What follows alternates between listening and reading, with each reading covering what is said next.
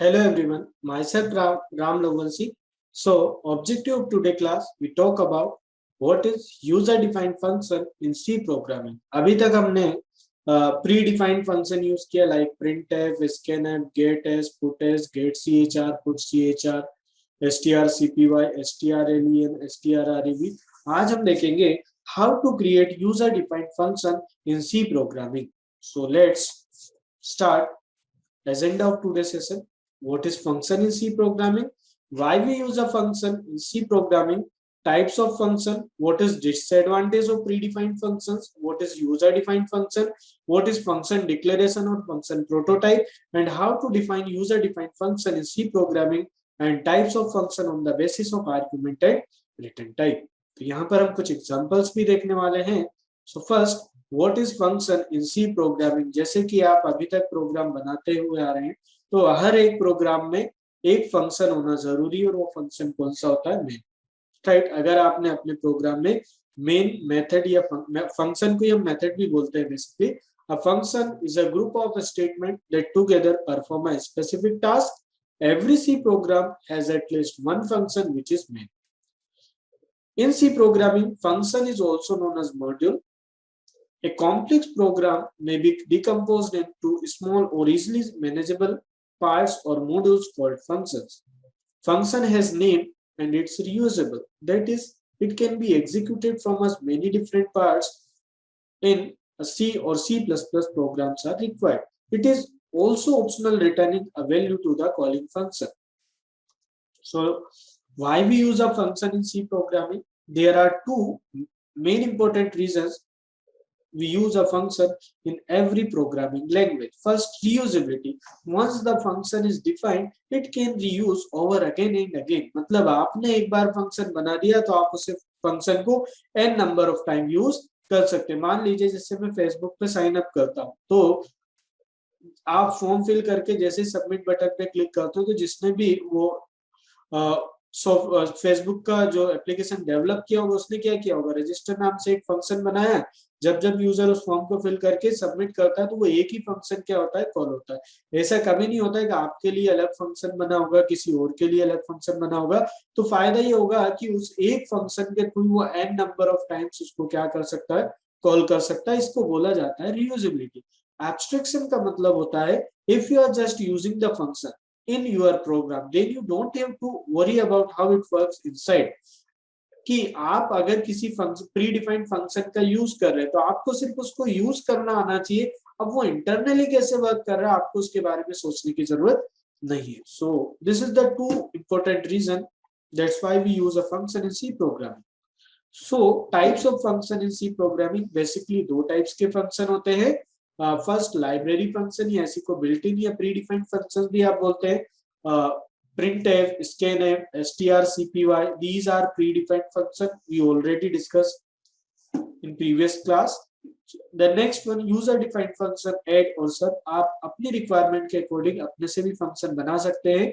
तो ऐसे ही फंक्शन को आप बोलते हैं user defined function. So let's types of function. अब देखिए जो प्रीडिफाइंड फंक्शंस होते हैं उनका डिक्लेरेशन कहाँ होता है? हेडर फाइल में. तो आपको उनको डिक्लेयर करने की भी जरूरत नहीं. दूसरा, उसकी डेफिनेशन कि वो फंक्शन क्या टास्क परफॉर्म करने वाला है, वो डेफिनेशन भी कहाँ होती है? लाइब्रेरी फाइल में. तो आपको डिफाइन भी नहीं करना रहता प्रीडिफाइंड फंक्शन. लेकिन आप जो लिखते हो ना printf, scanf, आप उस फंक्शन को क्या कर रहे होते? कॉल. तो आप उस जो प्रीडिफाइंड फंक्शंस होते हैं उसे डायरेक्टली क्या करते हैं? कॉल करते हैं. अगर आप यूजर डिफाइंड फंक्शन बनाते हो या आप अपने से कोई फंक्शन क्रिएट करते हो तो आपको उस फंक्शन को डिक्लेयर भी करना पड़ेगा. तो आप उसे डिक्लेयर कहाँ करेंगे? हेडर फाइल इंक्लूड करने के बाद. दूसरा, आप उसकी डेफिनेशन कहाँ देंगे? मेन मेथड के बाहर, मेन के पहले या मेन के बाद में आउटसाइड मेन, लास्ट कॉलिंग. तो जैसे आप प्रीडिफाइंड फंक्शंस को कॉल करते हैं वैसे ही आप यूजर डिफाइंड फंक्शंस को भी क्या कर सकते हैं? कॉल कर सकते हैं. इनसाइड मेन और आउटसाइड मेन मैंने इसलिए लिखा है कि आप जो फंक्शन बना रहे हैं आप उसे मेन मेथड के अंदर भी कॉल कर सकते हैं और मेन के बाहर भी कर सकते हैं. Okay. So what is disadvantage of predefined function? कि जब हमारा अभी तक हमने यूजर डिफाइंड फंक्शन बनाए नहीं तब भी हमारा काम हो रहा था, तो कुछ तो डिसएडवांटेज रहा होगा प्रीडिफाइंड फंक्शंस का कि हमें यूजर डिफाइंड फंक्शन की जरूरत लगी.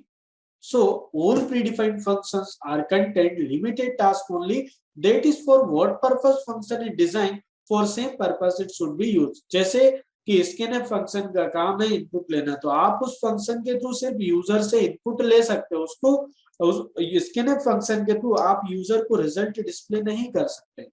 मतलब कि जो फंक्शन जिस पर्पस के लिए बनाया गया है, आप उस फंक्शन को उसी पर्पस के लिए यूज कर सकते हैं।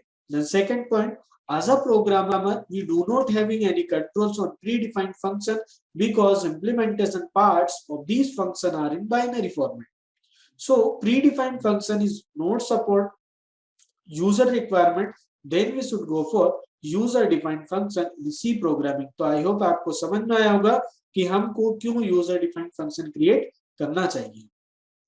The next, what is user defined function in C programming? These functions are created by the programmer according to their requirement.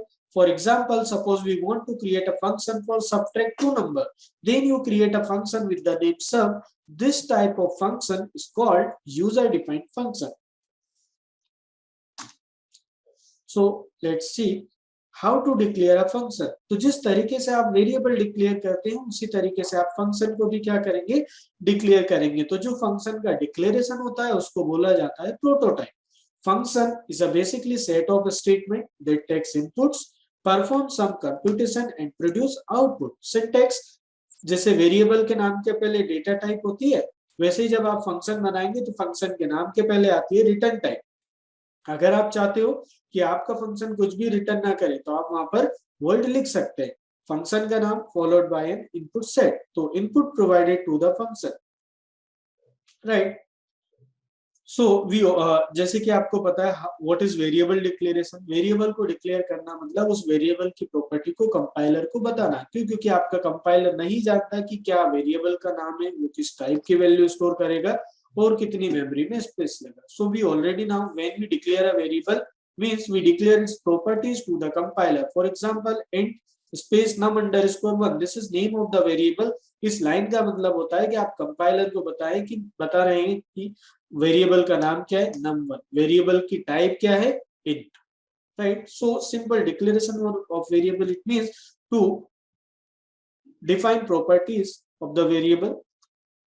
Then next, जिस तरीके से आप वेरिएबल को डिक्लेयर करते हैं, वैसे ही आप यूजर डिफाइंड फंक्शन को भी डिक्लेयर करेंगे। क्यों? क्योंकि आपका कंपाइलर नहीं जानता कि आपने किस नाम से फंक्शन बनाया है, वो आपको किस टाइप की वैल्यू रिटर्न करता है और किस टाइप के पैरामीटर और कितने पैरामीटर वो लेगा।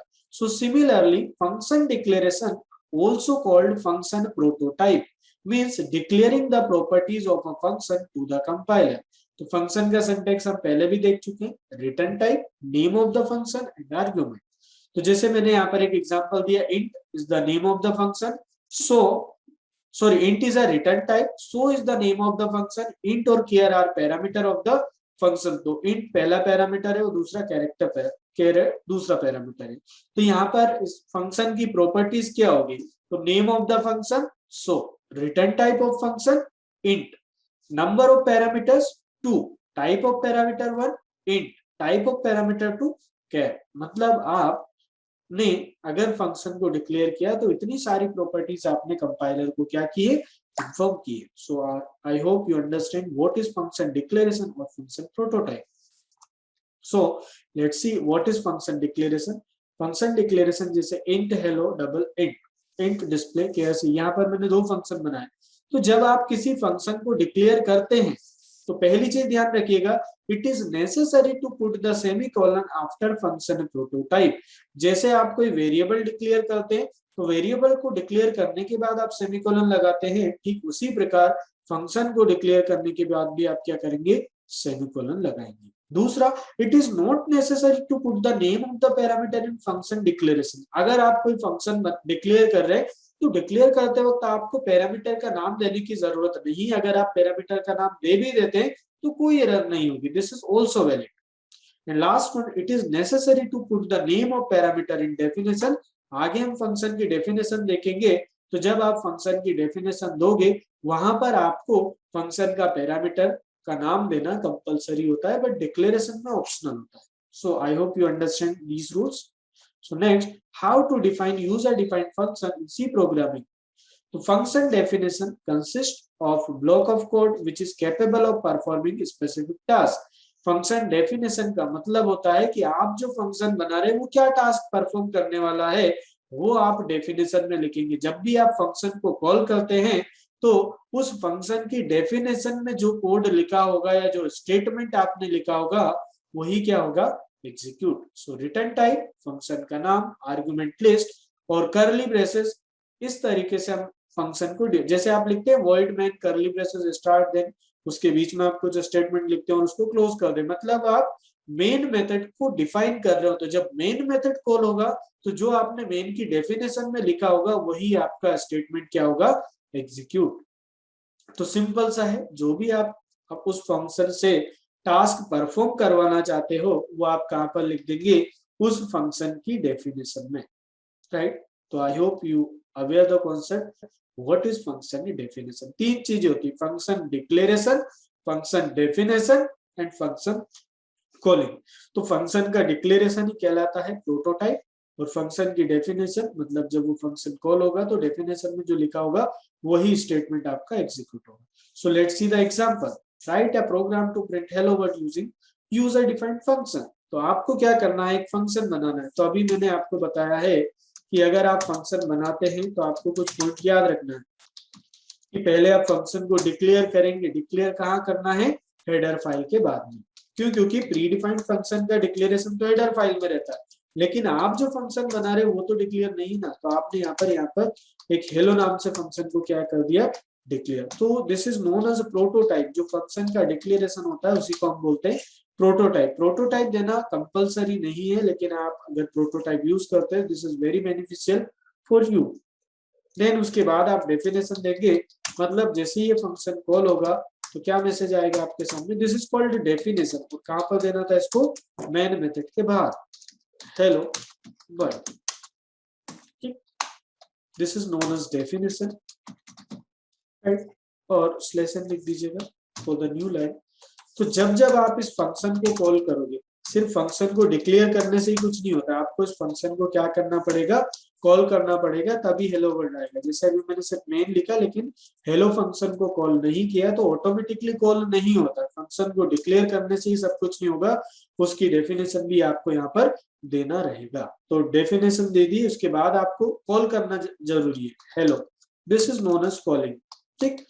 तो जब आपका फंक्शन कॉल होता है तो कॉल करते वक्त क्या एग्जीक्यूट होगा, definition of the function will be executed, right.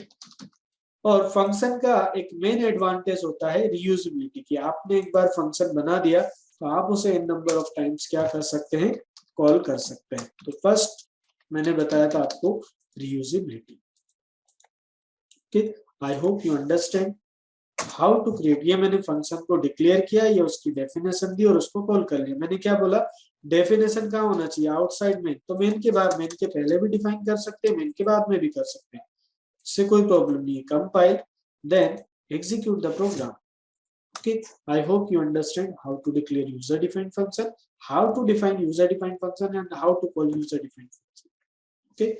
So let's see the next example। अब देखिए, ये तो हमने एग्जांपल देख लिया। अब types of function on the basis of argument and return type. Argument और रिटर्न टाइप के बेसिस पे चार टाइप्स के फंक्शन होते हैं। यही फंक्शन आपको हमेशा काम आएंगे। आप किसी भी प्रोजेक्ट पे वर्क करते हैं तो ये फंक्शन बहुत इंपॉर्टेंट टॉपिक है जो आपको आना चाहिए। पहला वेरिएशन होता है taking nothing and returning nothing. ये ऐसा वेरिएशन है जो ना तो आपसे कुछ आर्ग्यूमेंट लेगा और ना ही कुछ आपको रिटर्न करेगा, लेकिन कुछ ना कुछ तो टास्क परफॉर्म करेगा।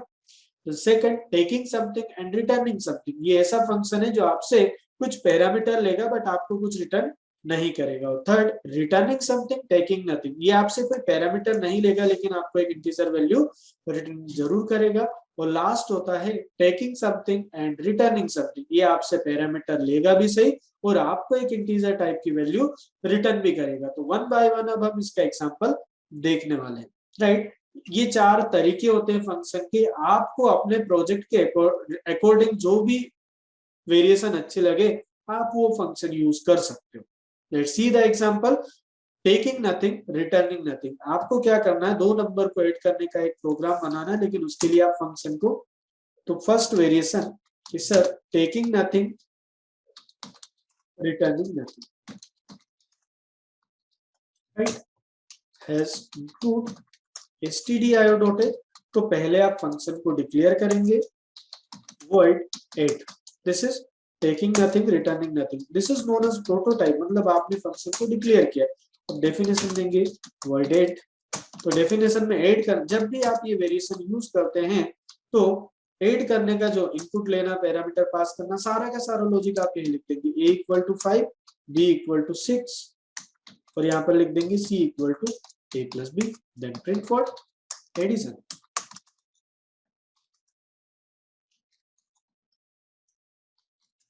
परसेंटेज डी एंड किसको प्रिंट करवा देंगे, c को। तो ये क्या कहलाएगा इस फंक्शन की डेफिनेशन।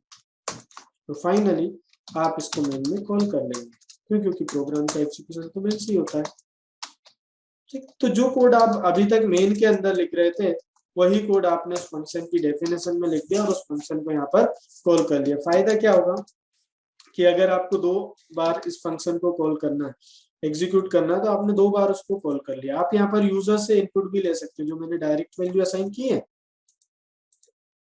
आ रहा है एडिशन अवेलेबल, आप यहाँ पर यूजर से भी इनपुट ले सकते हैं। तो आप ऐसा लिख दीजिएगा printf enter A then scanf percentage D address of A enter B percentage D address of B, ठीक। तो यहाँ पर आप देखेंगे कि एक बार कोड लिखा आपने, उसी के थ्रू आप 3 और 4 को ऐड कर पा रहे हैं और उसी के थ्रू आप 6 और 7 को भी क्या कर पा रहे हैं, add. So this is called reusability. Okay, I hope you understand this variation. Taking nothing returning nothing, ये आपसे कोई पैरामीटर ना ले रहा है और ना ही आपको कुछ रिटर्न कर रहा है, लेकिन आपको दो नंबर को ऐड करके रिजल्ट को क्या कर रहा है, प्रिंट।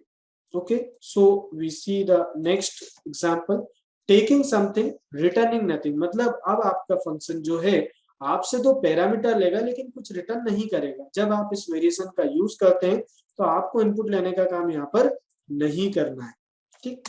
तो यहाँ पर अब आपने दो फंक्शन यहाँ पर पास कर दिए, int comma int, this is known as taking something, कि आपका ये फंक्शन आपसे दो इंटीजर आर्गुमेंट पैरामीटर ले रहा है। तो यहाँ पर डेफिनेशन भी आप लिखेंगे इंट ए कॉमा इंट बी। तो जब आप किसी फंक्शन की डेफिनेशन देते हैं, डेफिनेशन देते वक्त जो पैरामीटर या आर्गुमेंट पास करते हैं उसे बोला जाता है फॉर्मल आर्गुमेंट, ठीक। तो ए और बी की वैल्यू यहाँ आ जाएगी, तो आपने लिख दिया कि sir int C equal to A plus B, right. तो यहाँ पर एडिशन दैट इज सी, और यहाँ पर आप कॉल करते वक्त पैरामीटर क्या पास करेंगे, जैसे आपने कॉल किया 8, यहाँ पास कर दिया आपने 3 और 4। तो कॉल करते वक्त आप जो आर्गुमेंट पास करते हैं उसे हम बोलते हैं एक्चुअल आर्गुमेंट। क्या बोला जाता है इसको, this one is actual argument, right. तो यहाँ पर ये 3 इस ए में कॉपी होगा, ये 4 इस बी में कॉपी होगा, तो 3 प्लस 4 कितना हो जाएगा, 7। तो जब प्रिंट करवाएंगे तो definitely 7 will be printed. So this is the second variation, taking something returning nothing. I hope you understand this example.